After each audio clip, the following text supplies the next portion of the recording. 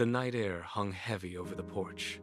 Chikondi and Thandiwe sat in the dark, the silence between them mirroring the stillness of the stars above. Chikondi stared at his empty hands, his fingers tracing the rough grain of the wooden table. He did not look up. The weight of the coming week pressed into the space between them. "The partners expect me to drink at the gala," he said. His voice was low, barely audible against the distant hum of the city. He paused, his thumb catching on a splinter in the wood. "They say it seals the deal." Thandiwe leaned forward. The moonlight caught the sharp focus in her eyes. She waited for him to continue, but he remained fixed on the table, his shoulders tight. The pressure was not just a suggestion. It was an unspoken requirement for his advancement. If he refused, the path to his promotion would likely vanish. He looked up, his jaw set, finally meeting her gaze. The silence stretched, thick and suffocating, as the reality of the ultimatum settled over the porch. He needed to decide if the career was worth the risk. Thandiwe reached across the table, her hand covering his. She did not pull away. "Chikondi, look at me. What did it cost you last time?" The question hit him like a physical blow. The porch light seemed to dim. He saw the blurred mornings, the faces of people he had disappointed, and the hollow, echoing silence of rooms he did not recognize. He felt the phantom weight of lost contracts slipping through his fingers. He remembered the shame of waking up in unfamiliar places, the slow erosion of his own reputation, and the terrifying realization that he had become a stranger to himself. His breath hitched in his throat. He squeezed his eyes shut, trying to push the images back into the dark. The memory was a jagged edge, sharp and unforgiving. He opened his eyes, the air around him feeling thin. He took a sharp, steadying breath, his shoulders dropping as the tension finally left his frame. He looked at Thandiwe, his gaze clear and unyielding. "I will not go back there," he said. The words were not a plea, but a vow. The decision settled between them, heavy and absolute, cutting through the night like a promise that could not be broken. The next morning, the office hummed with the familiar, frantic energy of a deadline. Printers clicked, phones rang in rhythmic bursts, and the air smelled of stale coffee and ozone. Chikondi moved through the rows of desks with a steady, measured pace.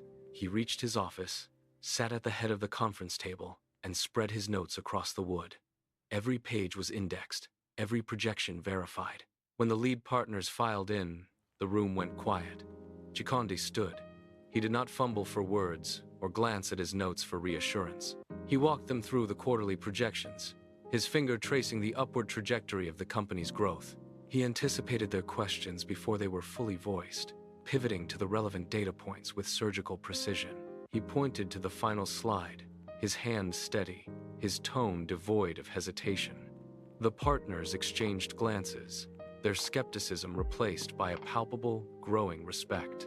He sat back, his mind sharp, his focus absolute. He had earned his place at this table, and for the first time in years, he knew exactly who he was when the pressure peaked. The evening dinner was a stark contrast to the sterile efficiency of the office. Crystal chandeliers cast a warm, golden glow over the long banquet table. Silverware clinked against fine china, and the room buzzed with the low, rhythmic hum of successful negotiation. Chikondi sat at the center, his posture relaxed, his mind still tethered to the day's victories. Then, the sound of a cork popping cut through the ambient noise. A waiter moved down the line, a bottle of amber liquid held firmly in his grip.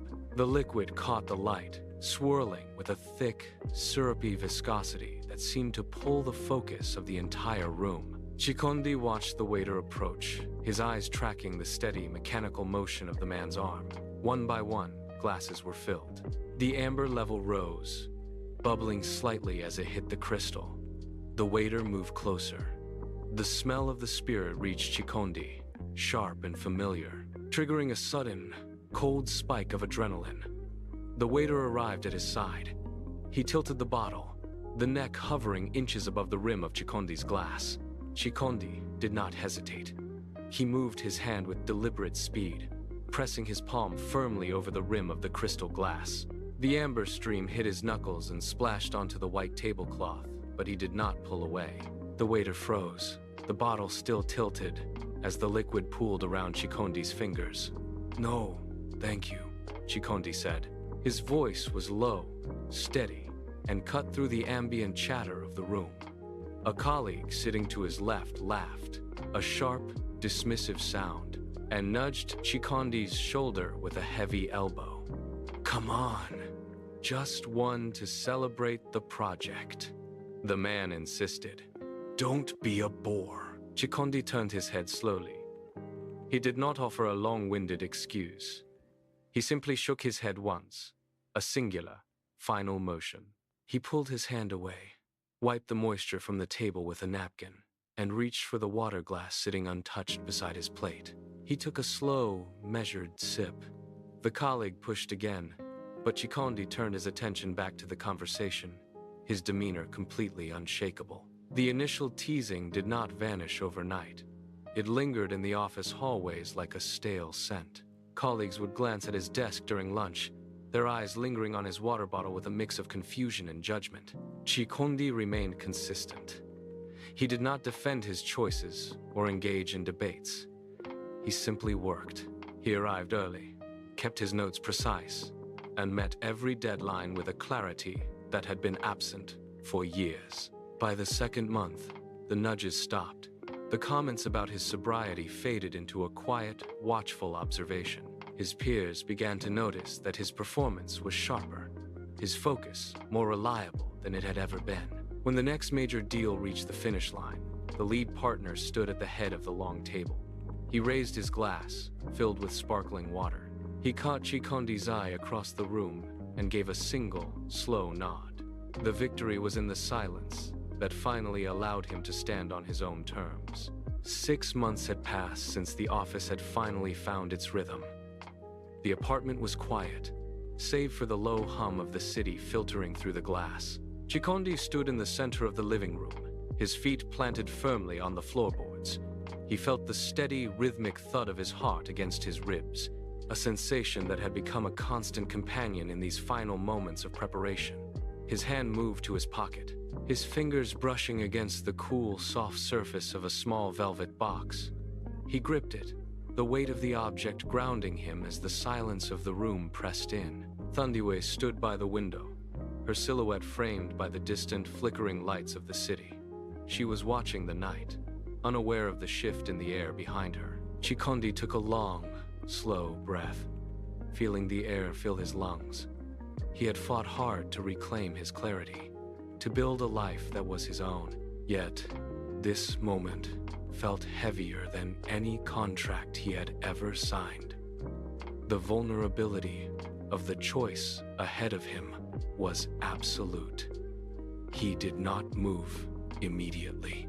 He stood there, letting the stillness settle, testing the resolve he had cultivated over the last half year. He felt the box again. He was ready to bridge the distance. Chikondi moved across the room. Each step felt deliberate, his boots clicking softly against the floorboards. He crossed the distance that had felt like a chasm only months ago. Thandiwe remained by the window, her back to him. He reached her side and stopped. The air between them felt charged, heavy with the weight of the words he was about to speak. He cleared his throat, his voice finding a steady, low cadence. "I do not have everything figured out," he began, his eyes fixed on her profile. "The path is still long, and the work is never done." He paused, letting the truth of his words hang in the quiet room. "But I know one thing for certain. I want to build my life with you." He reached into his pocket and pulled out the small velvet box. His fingers trembled slightly as he flipped the lid open. The ring caught the light from the street lamps outside, casting a sharp, brilliant reflection. He held the box out, his hand steadying as he waited. Thandiwe turned slowly. Her gaze moved from his face to the ring. Thandiwe did not look at the ring. She looked into his eyes, searching for the man who had fought through the haze of his past to stand before her now. She saw the change in the set of his jaw, the steadiness of his gaze, and the quiet strength he had carved out for himself over the long months of his recovery.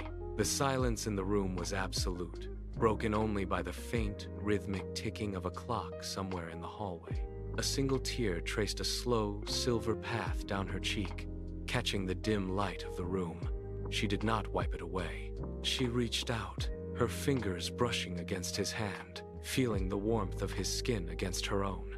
The contact was electric, a grounding force. She took a breath, her chest rising and falling with the weight of the decision. The uncertainty of the future remained, but it no longer felt like a threat. She looked at him, her expression softening into a smile that reached her eyes. "Yes," she whispered. The word was soft, barely a breath, but it filled the room, echoing against the walls and settling into the space between them. Chikondi let out a long, slow exhale, the tension finally leaving his shoulders as he took her hand in his. The city lights continued to pulse outside the window, but here, in the quiet center of their home, the world had finally come to rest. The work was not finished, but for the first time, they were standing on solid ground, ready to face whatever came next, together.